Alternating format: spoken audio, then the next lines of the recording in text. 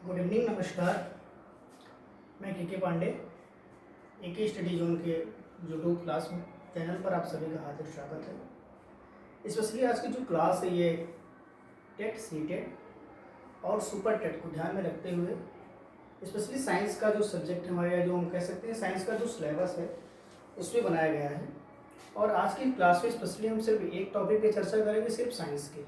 Science क्या है, इसकी ज़रूरत क्या पड़ी, क्यों पड़ी हमारी लाइफ में, और हम साइंस के अंतर्गत क्या क्या चीज़ें को पढ़ते हैं, क्या नहीं पढ़ते हैं और इसका अध्ययन कैसे करते हैं। बहुत सारी बातों का आज हम लोग अध्ययन करेंगे इसमें, आज की वीडियो के माध्यम से।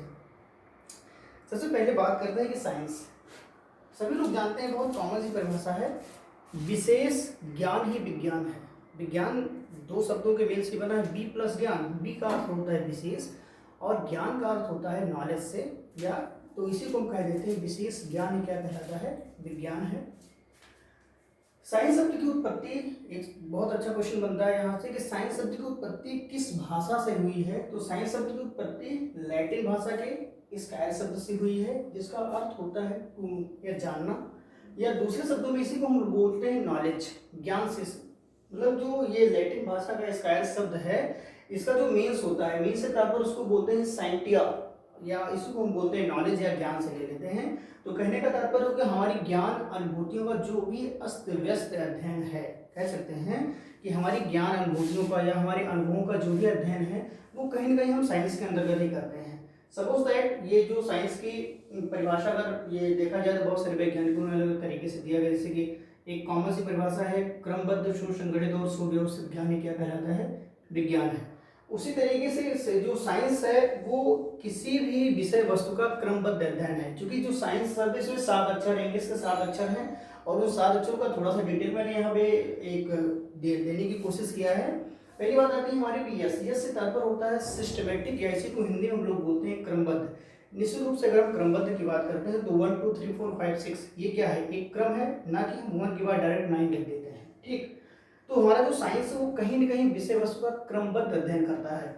दूसरी चीज होती है कॉम्प्रहेंसिव, जिसकी आप लोग अगर इंग्लिश पढ़ते हो तो उसमें जानते हैं कॉम्प्रहेंसिव एक सेंटेंस होता है जिसको बोलते हैं विस्तृत रूप। तो आप ये भी जानते हैं कि जो हमारा साइंस है वो किसी भी विषय वस्तु का क्या करता है, बहुत विस्तार से, बहुत डीपली क्या करता है, उसका अध्ययन करता है। इन्वेस्टिगेशन की बात कर लेते हैं, बहुत आम भाषा, मतलब आम भाषा में हम लोग चर्चा कर लेते हैं, पुलिस इन्वेस्टिगेशन में आई है। तो इन्वेस्टिगेशन का तात्पर्य होता है खोजबीन करना या छानबीन करना।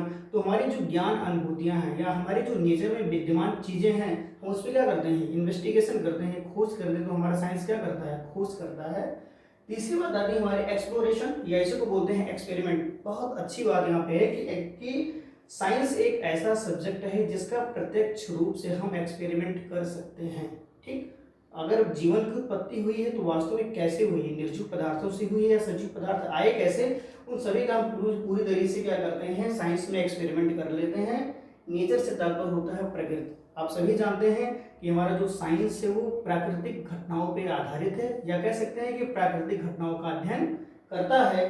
कास मतलब होता है कारण जानना, और इफेक्ट मतलब होता है प्रभाव। कहीं ना कहीं अगर आप देखते हैं तो साइंस से हम नहीं, पूरी दुनिया क्या है, प्रभावित है। तो इन सारी बहुत सारी चीजों का अध्ययन हम कहाँ पे करते हैं, अपनी साइंस में। एक छोटी सी बात है। उसके बाद में साइंस के जो ब्रांचेस है उसको मेन रूप से 2 ब्रांचेस में डिवाइड किया गया है। यहाँ पे मैंने 4 लिखा है, लेकिन वास्तव में साइंस के 2 मेन ब्रांचेस हैं। एक तो होता है हमारा नेचुरल साइंस, जिसको हम प्रकृति विज्ञान बोलते हैं, और दूसरा होता है हमारा सोशल साइंस है, जिसको हम सामाजिक विज्ञान बोलते हैं। ये हमारा जो एस्ट्रोलॉजी या एस्ट्रोनॉमिकल साइंस, जिसको हम क्या बोलते हैं, खगोल विज्ञान, ठीक ना, खगोलीय पिंडों का अध्ययन। और जियोलॉजी या इसको जियोलॉजिकल साइंस, जिसको हम बोलते हैं भूगर्भ विज्ञान के नाम से जानते हैं। ठीक है, तो यहाँ पे नेचुरल साइंस के बारे में थोड़ा सा चर्चा कर लेते हैं। नेचुरल साइंस क्या होता है, आप सभी जानते हैं कि नेचर में सिर्फ 2 चीजें विद्यमान हैं। अगर हम बात करें कि नेचर में क्या क्या चीजें होती है तो बहुत सारा सवाल आता है, सर पेड़ पौधे, जीव जंतु, किताब कापी, ठीक। लेकिन हम बस एक लाइन में इसका जवाब देते हैं कि नेचर में सिर्फ 2 चीजें विद्यमान हैं, एक लिविंग सब्सटेंस और दूसरे नॉन लिविंग सब्सटेंस, या हम कह सकते हैं कि सजीव पदार्थ और निर्जीव पदार्थ। तो हम फिजिकल और नॉन लिविंग साइंस में, या जहां भी निर्जीव वस्तुओं का अध्ययन करते हैं, वो हमारा क्या कहलाता है, नॉन लिविंग साइंस या फिजिकल साइंस। हम कह सकते हैं कि प्रकृति के पदार्थ में ऊर्जा का अध्ययन।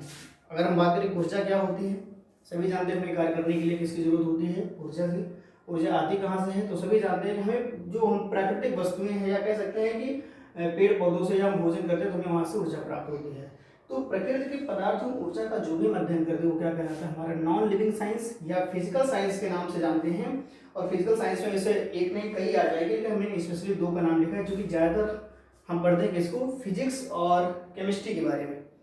तो फिजिक्स फादर आप बात करते हैं तो इसमें हम जानते हैं कि किसका अध्ययन, स्पेशली पदार्थ और ऊर्जा का अध्ययन करेंगे, ठीक। और जो रासायनिक विज्ञान हमारा है जिसको हम केमिस्ट्री के नाम से जानते हैं, ग्रीक और लैटिन भाषा के कीमो से बना हुआ है जिसका अर्थ होता है काली मिट्टी, ठीक है ना। जो हमारे रासायनिक पदार्थ होते हैं वो सभी का अध्ययन किसमें करते हैं? केमिस्ट्री में अध्ययन करते हैं। फादर अगर केमिस्ट्री की बात करते हैं तो लेवासिया होंगे, और फादर आप फिजिक्स की बात करते हैं तो आइंस्टीन, न्यूटन या गैलीलियो, ये डिपेंड करेगा आपके ऑप्शन पे। वैसे ज़्यादातर न्यूटन ही माने जाते हैं फिजिक्स के जनक, लेकिन आप जब ऑप्शन देखेंगे तो हो सकता है कभी न्यूटन ना रहे, गैलीलियो रहे, या आइजैक न्यूटन वो आइंस्टीन रहे, ये तीनों हो सकता है। ये आपके ऑप्शन में डिपेंड करेगा, ठीक। फिर ये तो हो गया हमारा नॉन लिविंग साइंस, ठीक। फिर तीसरी बात आती है हमारी बायोलॉजिकल और लिविंग साइंस की। सभी लोग जानते हैं कि बायोलॉजी के जनक कौन है? फादर ऑफ बायोलॉजी तो अरस्तू का नाम आता है। और इसमें किसका अध्ययन करते हैं? इसमें हमने अध्ययन किया था प्रकृति के पदार्थों ऊर्जा का अध्ययन, जबकि हम बायोलॉजिकल और लिविंग साइंस में अध्ययन करते हैं जैव क्रियाओं एवं जीवधारियों का, कि जीवों की लाइफ प्रोसेस क्या है, वो कैसे भोजन कैसे करते हैं, कैसे डाइजेशन करते हैं, या हम कह सकते हैं उनका जो एनाटॉमी और फिजियोलॉजी, ये दोनों चीजें कैसे डिपेंड करती हैं, उन सभी का अध्ययन हम कहाँ भी करते हैं? बायोलॉजी में, या हम इसी को लिविंग साइंस के भी नाम से जानते हैं। बायोलॉजी शब्द सभी जानते हैं, ग्रीक भाषा के दो शब्दों के मेल से बना है, बायोस। बायोस मीन्स होता है लाइफ, और लॉगस मतलब होता है स्टडी करना, और इसके मेन टू ब्रांचेस होती हैं, जूलॉजी और बॉटनी। जूलॉजी भी ग्रीक भाषा के दो शब्दों के मेल से बना, जॉन मतलब होता है एनिमल्स, अर्थात the study of animals is called zoology, और the study of plants, herb and shrubs, trees is called botany, ठीक। ये भी ग्रीक भाषा के दो शब्दों के मेल से बना है। बॉटनी मतलब होता है हर्ब एंड सर्ब, और एक दूसरा जो हमारा बॉटनी का शब्द है उसको हम बोलते हैं बॉस्किंग, जिसका अर्थ होता है टू ग्रेज या चरना।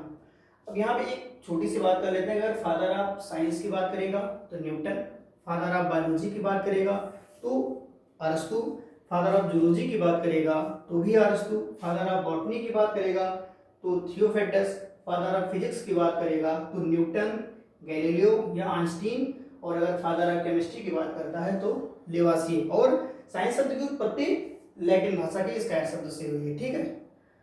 तो आज की बस इतनी ही क्लास, हम संक्षिप्त मैंने विवरण दे दिया है साइंस के बारे में। बाकी की क्लास में हम इसको और डिटेल करते हैं कि वास्तव में साइंस में हम क्या क्या पढ़ते हैं, क्या क्या नहीं पढ़ते हैं, हमें इसकी कैसे जरूरत पड़ती है। एक छोटी सी बस बायोग्राफी के बारे में मैंने आज इंट्रो किया इसके लिए, ठीक। बहुत बहुत धन्यवाद।